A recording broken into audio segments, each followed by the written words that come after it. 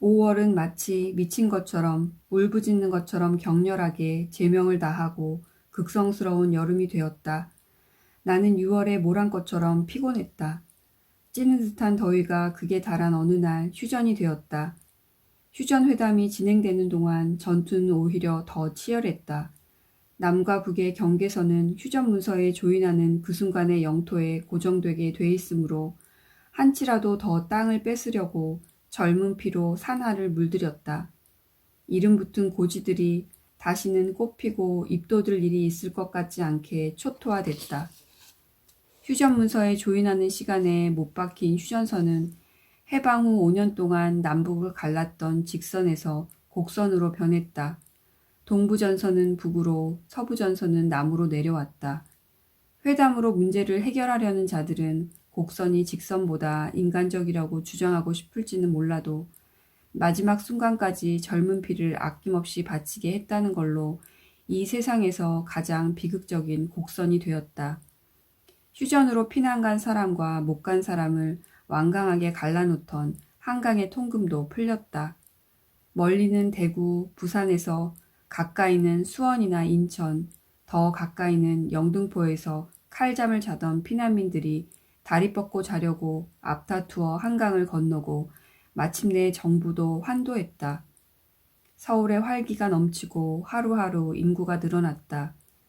엄마는 남편과 아들을 잡아가서 다시는 돌려보내지 않은 성북경찰서와 그 옆에 청년당 건물과 직결 처분을 해서 한 구덩이에 쳐넣었다는 소문을 듣고 미친 듯이 시체를 찾아 헤매던 성산여고 뒷산 사이에 끼어 사는 걸 더는 못 참아 했다. 정말 참을 수 없었던 것은 한 골목 사람들이 돌아오는 것을 맞이해야 하는 일이었다. 아버지나 오빠처럼 지금 이 자리에 적응할 생각보다는 다른 생각을 하고 산 잘못밖에 없는 사람에게 그런 치명적인 죄를 뒤집어 씌운 건 이웃의 누구누구였을 거라고 믿고 있었으니까. 한때 무고가 역병처럼 번졌다면 원한 또한 면할 길 없는 후유증이었다. 엄마는 골목 안 사람들이 돌아오기 전에 이사를 가고 싶어 했지만 피난 갔던 사람들은 신속하게 정든 동네, 살던 집으로 돌아왔다. 엄마가 또 만나기를 가장 꺼리던 반장집도 돌아왔다. 엄마가 그 집을 싫어한 건 전쟁 나던 해 가을 서울이 수복되고 나서 시민들에게 시민증을 발급할 때부터였다. 반장이 우리 집에 많은 신청서를 나누어 주지 않고 끼고 있어 끝까지 애를 먹였다. 시민증이 목숨 같은 때였다. 결국은 나누어 주었고 발급해주는 심사를 할 때는 보증까지 서주어서 시민증을 발급받을 수 있었는데도 아버지와 오빠를 고발한 건 반장이라고 믿고 있었다. 이웃이 무서울 때였다. 인공때 숨어 있지 않고 버젓이 나다닌 죄밖에 없는데 그걸 아는 사람이 골목 안 사람밖에 더 있겠느냐는 것이었다. 그때부터 엄마는 툭하면 이웃사촌이 아니라 이웃이 바로 원수다 라고 한탄을 하곤 했다. 엄마는 스스로 반장네와 우리를 가해자와 피해자의 관계로 설정해놓고 어떻게 된 세상이 때린 놈은 다리 뻗고 자고 맞은 놈은 새우잠을 자게 되었는지 모른다고 개탄했다. 반장네를 다시 만나는 걸 전전긍긍해 하느니 차라리 안 보고 싶었을 것이다. 이 전쟁이 생전 안 끝날 것처럼 앞이 안 보이던 지난 겨울에도 이사 가고 싶어 집을 내놓은 적이 있다. 그때만 해도 이 동네만 아니라면 어디라도 그만이라고 생각했었던 것 같다. 빈집이 널렸을 때였고 집값도 쌌다. 그래도 매매가 아주 없는 건 아니었다. 전쟁이 끝나고 평화가 돌아올 때를 대비해 집을 사두려는 사람이 종종 있었다. 사람이 사는 한 시장이 서는 것처럼 사람은 한대짬을 잘 수 없는 이상 복도방은 있게 마련이었다. 빈집이 많다는 게 전세나 사글세를 찾는 사람 발길을 끊게 한 건 사실이지만 매매에는 그다지 영향을 주지 않았다. 우리가 파는 입장이라 해도 집값이 싼 게 문제시 되지 않았다. 싸게 판 만큼 싸게 사면 되니까. 집을 보고 간 사람이 내일 계약하러 오겠다고 시간 약속까지 하고 간 날 밤에 화폐 개혁이 되었다. 원화가 100대 1로 절하되면서 환화가 되었다. 생전 처음 겪어보는 일에 그저 어리둥절하다가 하마터면 큰일 날 뻔했다는 걸 뒤늦게 알아차리게 되었다. 100대 1이 됐다고 해서 500만 원 하던 집이 5만 원이 되는 게 아니라고 했다. 원칙대로라면 그래 마땅하지만 집값은 의례 몇백만 원에서 몇천만 원인 걸로 길들여진 머리로 단돈 몇만 원에 어떻게 집을 사고 팔겠느냐는 거였다. 집값이 오르게 생긴 거죠 뭐 라고 귀뜸을 해준 건 복덕방 영감이었다. 설마 그럴 리가 하다가 한동안 뜸하던 작자가 다시 나섰다고 제시한 금액은 아닌 게 아니라 100대 1보다 훨씬 많은 70대 1에 해당하는 금액이었다. 엄마는 올려받겠다고 한 바가 없는데 저절로 오른 금액에 기절초풍을 하고 말았다. 경제에 어두운 엄마도 하마터면 가만히 앉아서 집을 반으로 줄여 먹을 짓을 할 뻔했다고 깨달은 것이다. 벌지도 못하는 주제에 유일한 재산을 반쪽을 내다니 그때 놀란 가슴 때문에 엄마는 집 팔기를 아예 단념하고 말았다. 집값만이 아니라 모든 물가가 100대 1에 승복을 못하고 몇 천은 몇 백이 돼보겠다고 하늘 높은 줄 모르고 치솟을 때였다. 인플레를 잡으려고 한 화폐개혁이 오히려 인플레를 부추기는 현상에 어리둥절하고 자신감을 잃은 엄마는 어떡하든지 이 동네를 면하고 싶다는 소원까지 접고 아주 무력한 노인이 되었다. 엄마에게서 힘이 빠질수록 그 무게가 내 어깨로 실려오는 것 같아 우울했다. 나는 딸자식답게 빠져나가기를 꿈꾸고 있었다. 엄마를 힘나게 하기 위해서 나는 은근히 이사를 부추겼다. 잠시라도 어떻게 한 골목 안에서 마주보고 사나? 걱정했던 것과는 달리 반장네와의 재회는 순조로웠다. 반장네는 피난 보따리를 풀기도 전에 우리 집으로 인사를 먼저 왔다. 그리고 그들이 피난 가 있는 동안 세간살이랑 묻어놓고 간 귀중품이 하나도 손을 안 타고 고스란히 남아있는 게 마치 우리가 남아서 지켜주었기 때문인 것처럼 치하를 했다. 그 중에도 신가미싱이 남아있는 게 꿈만 같다고 했다. 그걸 못 짊어지고 간 걸 얼마나 후회했는지 양식 떨어졌을 때랑 막내 홍역알타 놓칠 뻔했을 때랑 신가미싱 생각이 굴뚝 같더니만 손 안 타고 남아있는 걸 보니까 어찌나 반가운지 안 가지고 가길 참 잘했지. 가지고 갔어봐. 지금까지 남아났겠수? 고마워요. 엄마는 그런 인사를 모욕으로 받아들인 듯 했다. 겁쟁이가 모욕당했을 때 어떤 표정을 짓는지 나는 그걸 바로 보기 민망해 외면했다. 고맙다는 인사를 하고 난 반장네는 나하고 동갑인 그 집 맏아들이 전사한 얘기를 했다. 반장네가 그 얘기를 하면서 목이 매자 갑자기 엄마는 소리를 내어 흐느꼈다.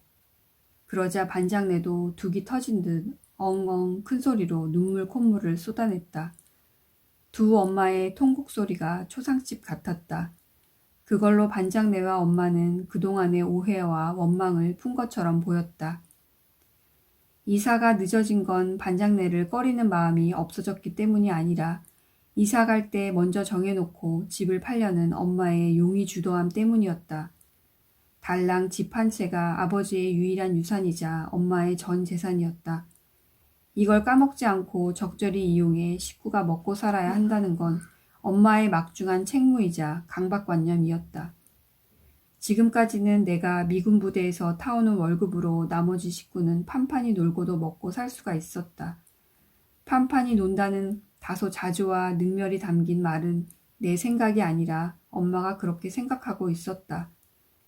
엄마는 몇 번 시도해 보았지만 실패로 끝난 광주리 장수 때문에 그 남자의 어머니에게 열등감을 느끼고 있었고 딸에게도 은근히 미안해했다. 미군 부대에서는 월급이 꼬박꼬박 나왔고 안에서 하는 일도 고되지 않았지만 엄마는 창피하게 여겼다. 목구멍이 포도청이니까 남의 이목이 없으니까 참아준다는 투였다. 그러나 날로 남의 이목이 번다해지고 있었다. 집값도 들썩이고 매매도 활발해졌지만 소심한 엄마는 그런 때를 기회라고 여기기보다는 하룻밤 사이에 다르던 화폐개혁대의 악몽이 되살아난 듯 작자만 나섰다 하면 갈집 먼저 정해놓고 팔겠다고 보류를 시켜놓고 집 보러 다니는 사이에 작자를 놓치곤 했다. 엄마는 대강 어느 방향, 어떤 동네로 가고 싶다는 생각도 없이 무작정 발길 닿는 대로 돌아다니다가 와서는 그 돈 가지고 이만한 집 구하는 건 어림도 없어, 야. 마지막 야하 소리를 충청도 사람보다 더 길게 빼고는 올케와 나를 번갈아 쳐다보곤 했다.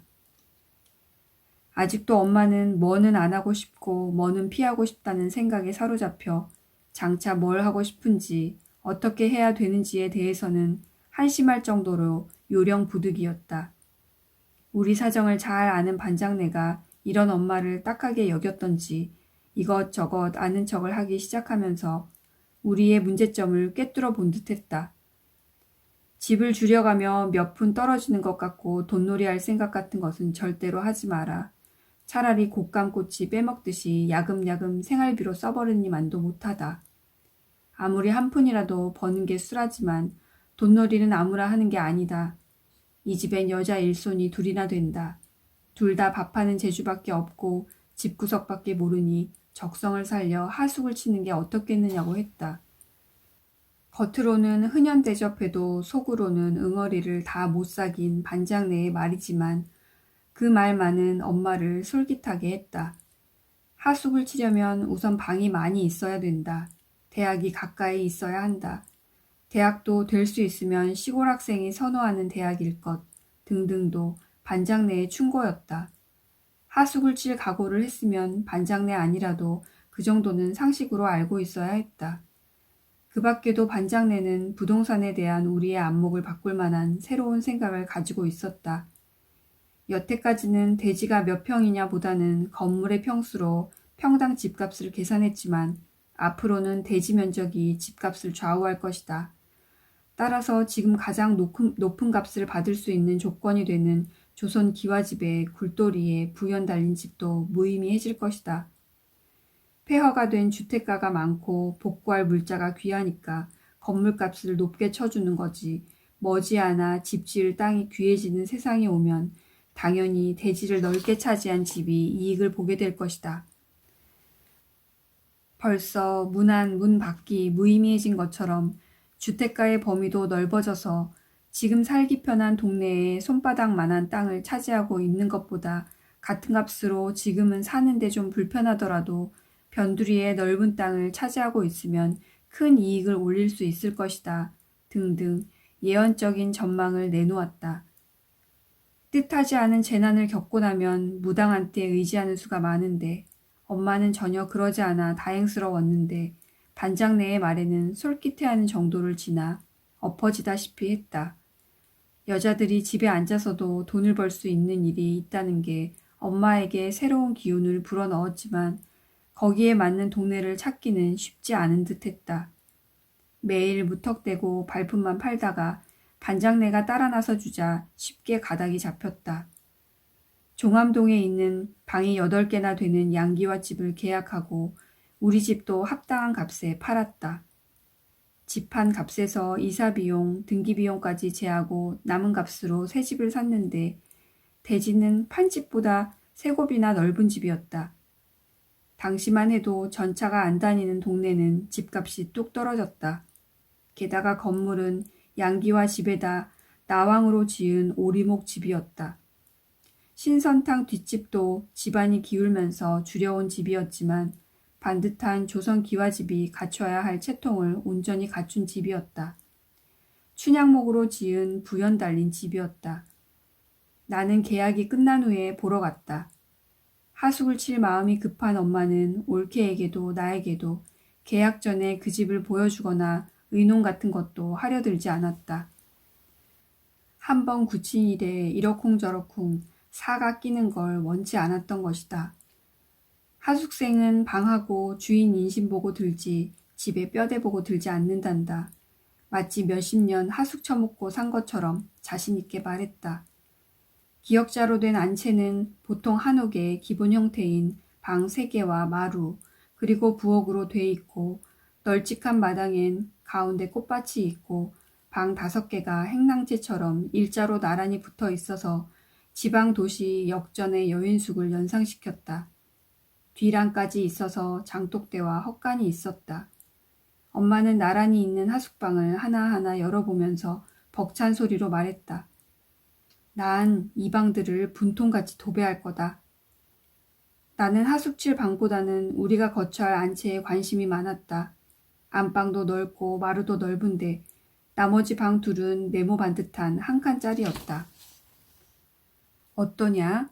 안방하고 마루가 널찍하니까 여름이나 겨울이나 학생들 겸상 차려줄 거 없이 교자상 놓고 같이 먹여도 되겠자? 내 자식 대하듯 흉어물 없이 대할란다. 그저 하숙칠 궁리지 손자 며느리 관연한 딸한테는 어떤 방을 쓰게 한다는 계획 같은 건 처음부터 들어있지 않았다.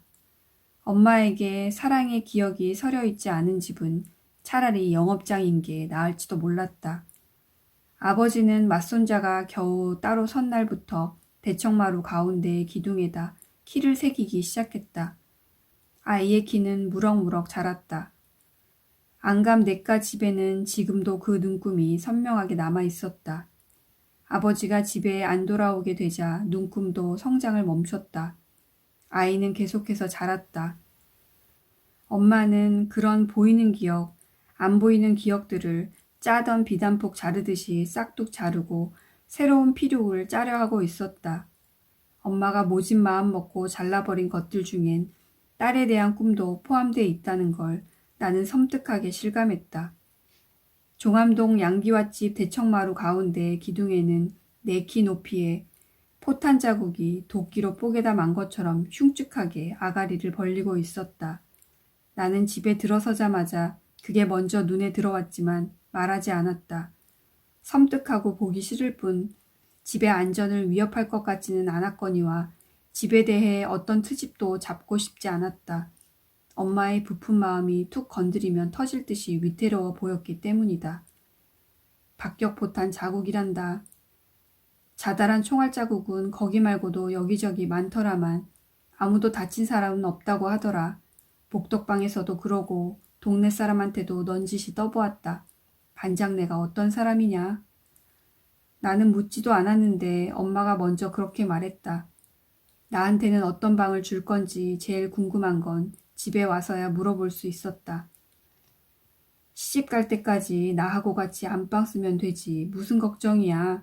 그 집엔 앞으로 사내 녀석들이 득식을 낼 텐데 그런 영업집에 관연한 딸을 오래 데리고 있을 생각 추호도 없다. 생각 같아서는 아주 치우고 이사가고 싶다만 그게 서둔다고 될 일이냐? 학교도 더는 못 보내니까 그런 줄 알아. 그동안 우리 밥 먹여준 미군 부대가 고맙긴 하지만 우세스러운 꼴 당할까봐 얼마나 조마조마한 줄 아냐? 이젠 남의 이목도 번다해졌으니까 너 혼자 깨끗한 걸로는 안 된다. 남의 말하기 좋아하는 사람들 입초사에 오르내리지 않는 게 수야. 엄마는 내 직업을 남이 안 보는 데니까 용납했다는 식으로 떳떳하지 못하게 여기고 있었다. 5 식구가 편안히 먹고 살았을 뿐 아니라 입가에 버짐이 피던 조카들이 분유통 그림에 나오는 우량아처럼 살이 포동포동하고 야들야들해진 게 누구 덕인데. 미군 부대에선 정해진 월급 말고도 생기는 게 쏠쏠했다. 해방 후에 주둔한 미군들이 껌을 쩌덕쩌덕 씹고 다니다가 손 내미는 아이에게 껌이나 초콜릿을 던져주듯이 부대 안에서도 넉넉히 쇼핑한 PX 물품을 선심 쓰는 미군들이 있었다. 필요한 거 있으면 사다 줌하고 넌지시 친절을 베풀려는 미군도 없지 않았다.